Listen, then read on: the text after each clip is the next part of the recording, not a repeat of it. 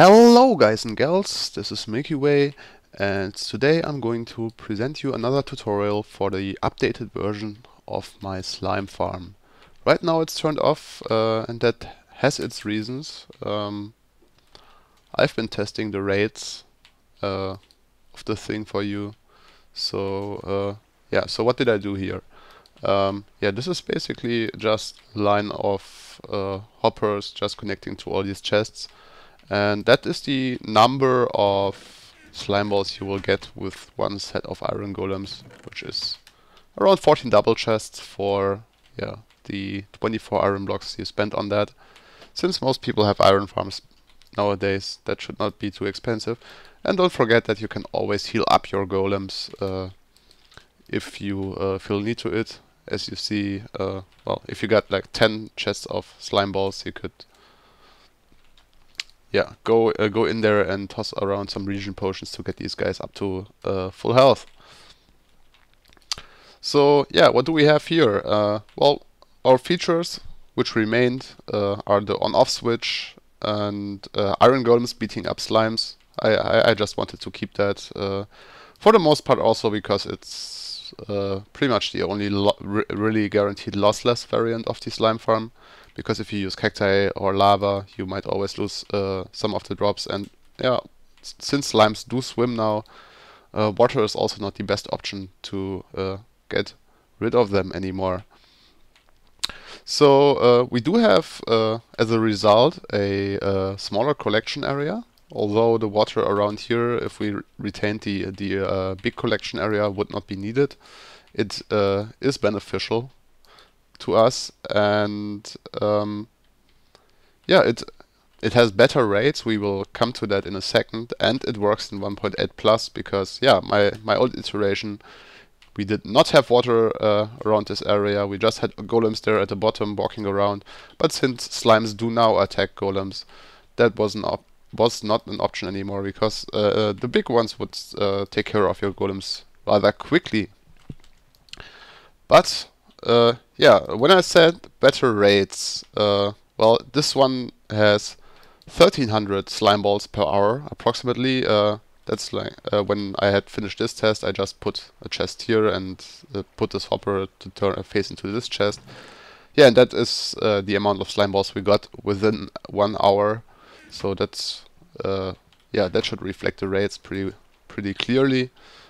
Given you have a full perimeter and no mobs can spawn anywhere else. Although this farm is really not reaching mob cap by far. I think the highest number of slimes I've seen around here was 15 at a time. So no worries about that. But if you have made a spawn-proof area and you might want to use some other farm which does exceed the mob cap, and you need bones or gunpowder, well, you need them right now and you don't need slime balls, you can turn the thing off. Also, if you when you turn it off, there is no slime spawning, so the iron golems cannot get hit. Also, for some reason, I happened to get some string in these chests, and I have no clue where these came from. I've checked, I think, every single block. If any of you guys can enlighten me where that string was coming from, I did not find that thing. Well, 1300 slime balls per hour compared to the old design, which had 3000 slime balls per hour. But due to changes in mob spawning mechanics, there is no such thing as LC value anymore. And for LC value, if you have a chunk like the slime chunk, any chunk for that matter, these chunks are internally split into sections. They are still split into sections. And it would just generate the sections which were actually have blocks in them, or light level or whatever. And usually for a slime chunk, most of the time, unless you build it in an extreme hills biome, that LC value would be 79. So that is always a multiple of 16 minus 1, because the Y levels go from 0 up to 255. And so it's these 16 by 16 by 16 cubes, which are called sections. And with a LC value of 79, you would have pretty much 5 of these sections on top of each other. And when a mob when the game tries to spawn them up in that chunk, it will only use these 5 sections. Just pick one of these.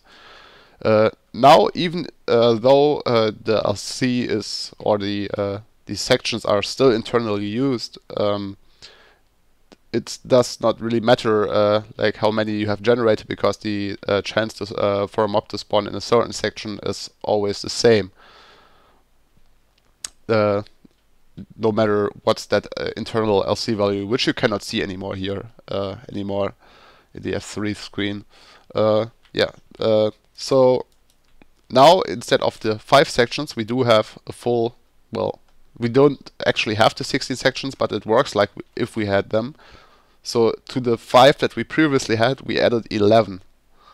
So 5 plus 11 is 16, so 5 out of 16 would be a bit less than 1/3.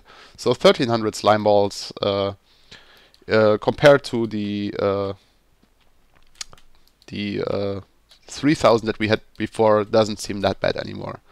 One reason for that is that these fence gates are actually now valid starting positions for the mob spawning algorithm, which previously required an air block, but now every non-full block is regarded a valid starting position, as far as I know. Anyway, I think that's enough of an introduction. Let's go and build one of these up.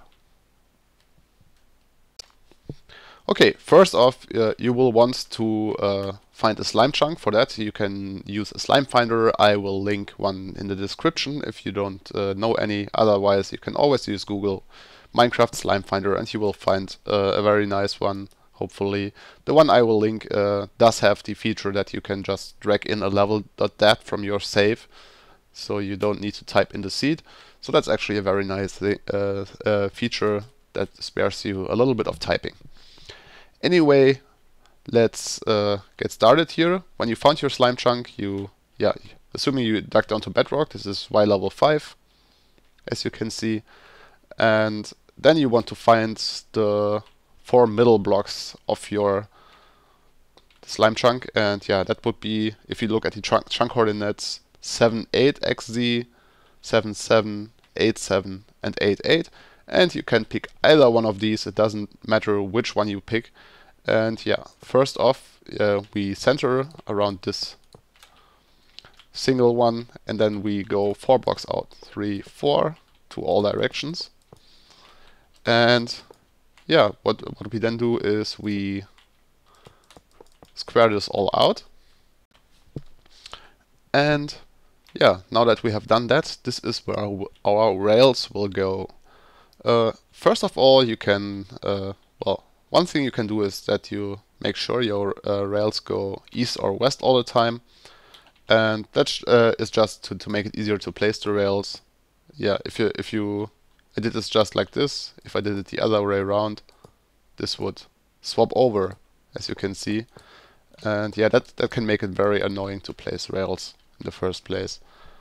So in one of the corners you will want to add your unloading station, which could be just a hopper. It could pay it did at this point point downwards, but you can also make it go out to the side. Now I don't have a hopper anymore. Let's change that. There we go. Like so. And that is where your minecart will start. So we said we want to travel towards this direction first, so we add 1 rail here.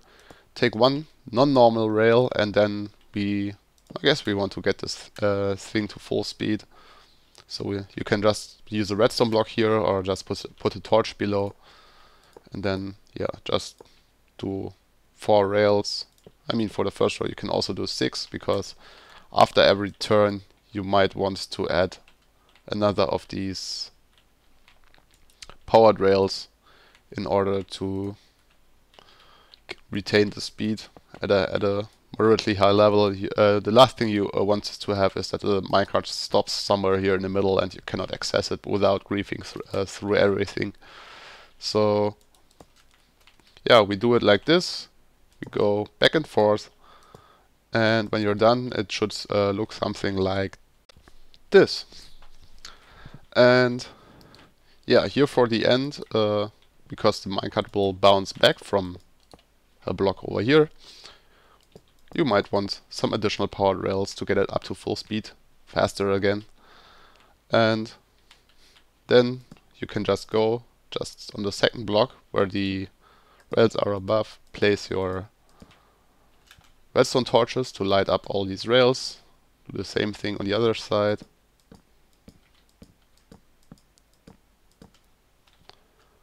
And yeah, this one would not be needed if you just make this full.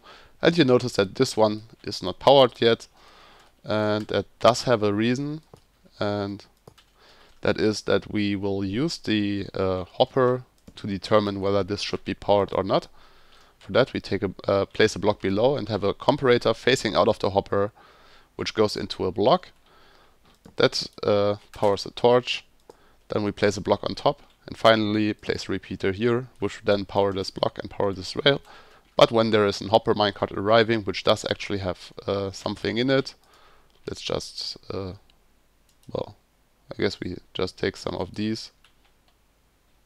Yeah, I think that picked these up. Okay, so it just arrives here, and then it will just stay in a resting position until it's empty. Yeah, let's just take a few blocks out to speed this up a bit. And as soon as it's empty, oh yeah, of course you would have need these to go somewhere else. Yeah, as soon as this hopper is empty again, the minecart will get going again. So that's your unloading station. Now on top of this thing, we are going to place a glass floor. You can also use glowstone, but I personally prefer glass because you can look in from below, and it does of course not have to be lime glass, but I think it just fits the theme a little better. And of course you do not need to use emerald blocks here. You can choose whatever full block you like. Just make sure it's a spawnable block, and I don't recommend you using slime blocks, since they do slow down the movement of the slimes, and that would harm the efficiency of your farm. Okay, that will be the area in which the slimes are getting killed later. And now I'm going to make a little cut, and then we look at how to build the bottom layer. Alright, starting from the corners, you want to come out 10 blocks. So that's 1, 2, 3, 4, 5, 6, 7, 8, 9, 10. Same thing over here. 1, 2, 3, 4, 5, 6, 7, 8, 9, 10. And then you want to connect these corners diagonally, like so. And yeah, also in here, in between here, we will be adding blocks. And yeah, you do that on all 4 sides, and if you are done with that, it should be looking somewhat like this. And now you can add some walls to it. Well, if you dug this out, you could just have saved the outer block everywhere. But yeah, I personally on Simcraft we have the perimeter, so I do like the open look with glass, so you can look inside what's happening. So we're going to do that, and you add a 2-high wall around the whole area. And once you're done with that, you can take yourself a water bucket and just on the second block from the bottom, you add water sources all around the area. Don't forget this one. And that will make it that everything is flooded. Let's add the last water sources. Like so. We forgot this one.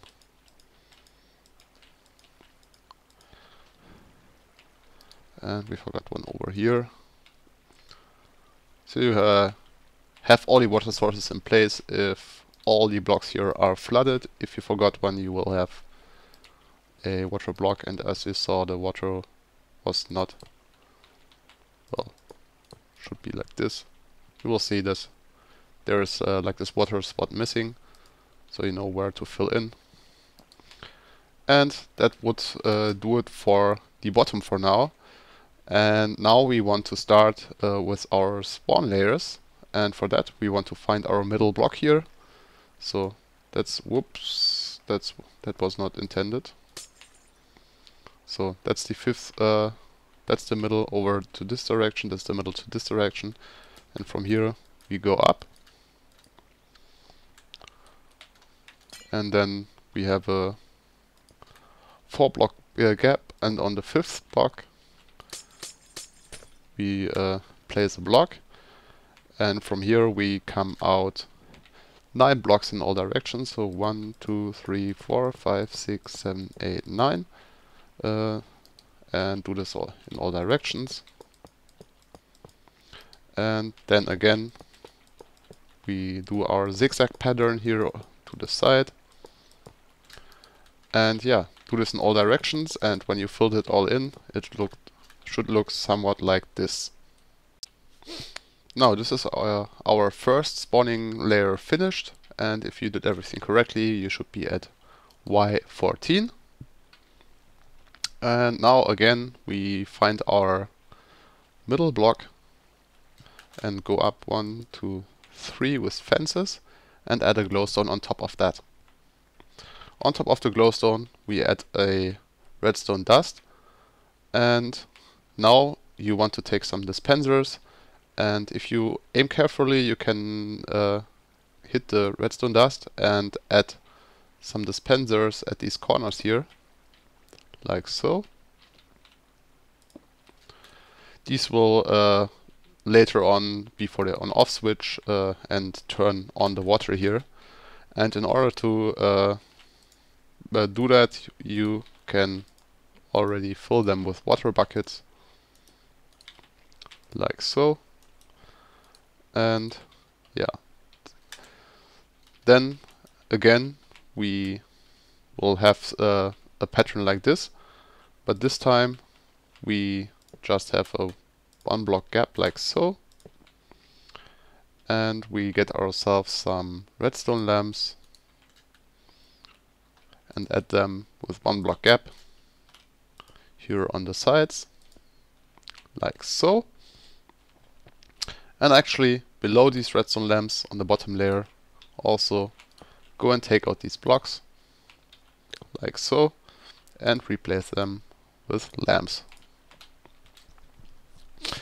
In order to power these lamps I recommend using levers, and yeah, you can just place them at the bottom. Don't place them at the top, you will flood the levers away. And here at the bottom you actually want to power the block next to the lamp on the inside. You will see why later on. Anyway, you go again, that's 3 blocks, 4, 5, 6, 7, 8, 9, so it marks the footprint of the platform below, and you fill this all in. With that being done, we just add 4 fence gates over here, like so, and that pretty much completes this layer already. And yeah, now what we do is we take a 3 block gap, so 1, 2, 3, place a glowstone, place our redstone dust, and then we do exactly the same thing we did over here above here, and we do that yeah, 4 more times. There's 1 layer, 2, so if you are done you should end up with a total of 6 spawn layers, and let me quickly do that and see you back when I'm done with that. Okay, so we do have a total of 6 spawning layers right now, 5 of which look completely identical, and then we have this bottom one over here. And yeah, in order to flood this top pad, we again have a 3 block gap, then have our glowstone and the redstone dot on top, and we add our dispensers here on all 4 sides, 1, 2, 3, and 4, and we add a water bucket to every single one of them, like so. And yeah, let's get rid of these again. And then what you want to do is you grab yourself sticky piston, have it downward facing on this glowstone, and place a redstone block over here. And yeah, we repeat the same thing on all layers downwards. So that's 2, 3, 4, 5, and this one doesn't need one. Okay, up here we again, one last time, take a 3-block gap, like so, place our sticky piston, place a redstone block, and now what we want to do, place a glowstone on top here, and now we take a normal block, come up with 1 block offset diagonally, and add a redstone torch. And if you did correctly, all these spawn pads should be triggered by now. And yeah, you can take yourselves a button, add it to this block, and that is going to be your on-off switch. You press it once, it turns on, so all the spawn pads are free, and you turn it on again, and it extends all the water to all sides again. Okay, with that being done, let's take a look at the killing chamber. Okay, so down here you want to find the row where your redstone lamps are in, and pull a ring of glass all the way around, like so. Whoops.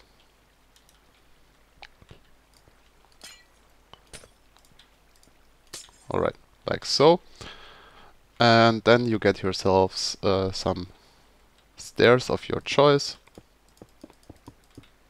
Actually, these above there can be any blocks really, but yeah, I personally use glass here. And then you just pull some stairs around that whole thing. That looks something like this. Now you again take some blocks of your choice and fill in all the blocks above here that should not be needed anymore in 1.8.1. But as it is in 1.8, let me quickly show you what happens if you don't do that. We have this iron golem standing over here, and there is this annoying bug which should hopefully now be fixed. So he's standing in this area, and he can walk here, but there is something, he has airspace above him, but there are blocks which he collides with. If we punch him, he will just glitch through the floor. And yeah, in this case it would make him stand on the rails and block the hopper minecart, which and not hit any slimes anymore, which is really not desirable. So hence we add these blocks here on the top. It actually doesn't matter that there are these spaces with the lever, and it would theoretically be fine with less blocks than that, since the blocks iron golems do have a 2x2 hitbox. But just to be safe, just add them all over the place. And now you want to grab yourself some temporary blocks, and you add them over here. 1, 2, 3, 4, 5, 6, 7.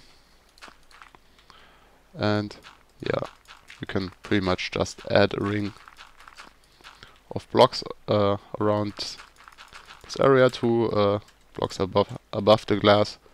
Don't need the corners, like so. And then you get yourself some fence gates and place them on top of these blocks, like so. Do this one all the way around. Then you want to open these fence gates, like so. And one last time. Okay, and then come to the second fence gate here on the side, add another 5 blocks, do the same thing on all 4 sides, 4, 5, 2, 3, 4, 5, and one last time, like so. And then we add another row of fence gates here on the top, 1, 2, 3, 4, 5.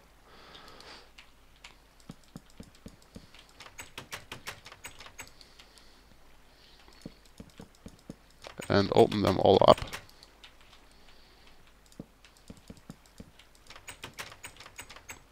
And then we can remove all the dirt blocks that we just needed to place the fence gates. Like so.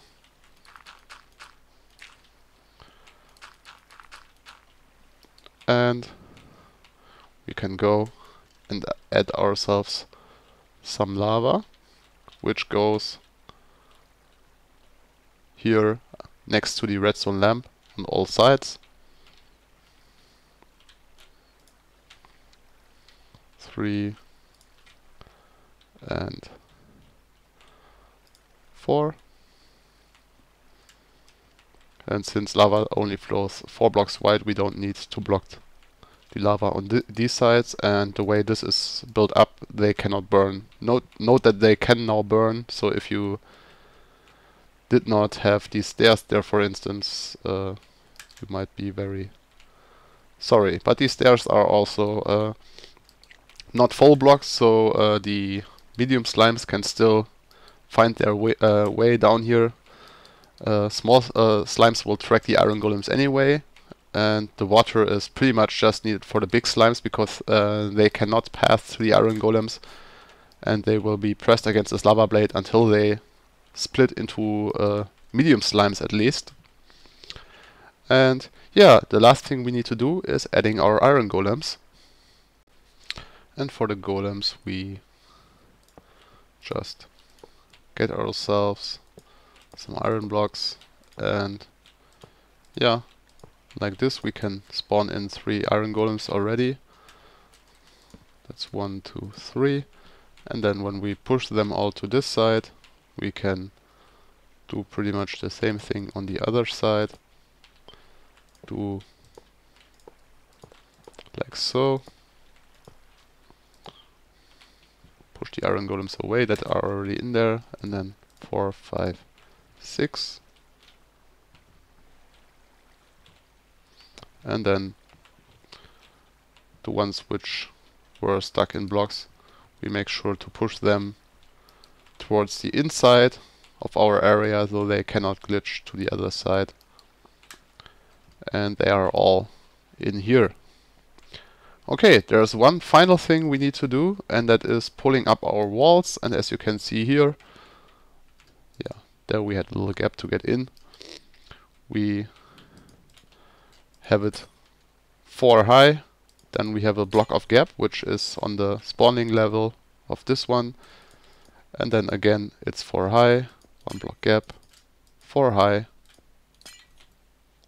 and a 1 block gap, and we do this until we reach the very top. That's just for a little increase in efficiency, because these are valid starting positions for slime spawning in this area. And yeah, we can do this all around, and it will look like this one. And yeah, one little thing you could of course do if you want to access the area, you'd get yourself your favorite door. Let's take the jungle door. I think it looks like a little bit of like a pity potty door, like if there's like the toilet out in the woods, and then you can add a door like right there, so it won't influence the water, and it will be, without depth strider, a little bit annoying to get in and out. But if you want to get in there for maintenance, for replacing the golems or healing the ones that are in there, that will definitely help you out. Yeah, again, pull up the walls, because otherwise the big slimes will be able to jump out of the area if you don't have walls all around them anyway. And yeah, I think that sums it up for the tutorial. I hope you enjoy this build. I think it looks really great. And yeah, thank you guys for watching, and see you next time.